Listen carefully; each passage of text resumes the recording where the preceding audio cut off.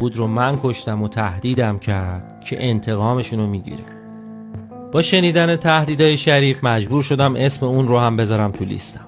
اواسط شهریور 88 بود که اونو توی سوپرمارکتی حوالی میدون معلم کنار تخته دیدم و زدمش. و اما مهر 88 بالاخره مرتضی به هاشم رسید، همونی که سالها برای کشتنش نقشه کشیده بود و معتقد بود پدرش به دستور اون کشته شده. مرتضی 14 مهر رفت سراغ هاشم و اونو با شلیک گلوله به قتل رسوند و آتش انتقام چندین و چند ساله‌ای که تو وجودش بود رو بالاخره خاموش کرد.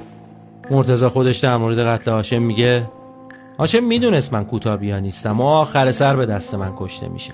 به همین خاطر هرچی ازش میخواستم قبول میکرد.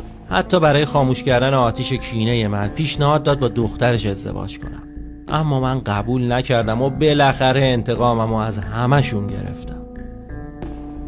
بعد از قتل هاشم بود که دیگه برای همه مثل روز روشن شد عامل قتل ها کیه و مرتضی جوکار در حالی که فراری بود تو ملایر بازداشت و 2 سال بعد هم اعدام شد.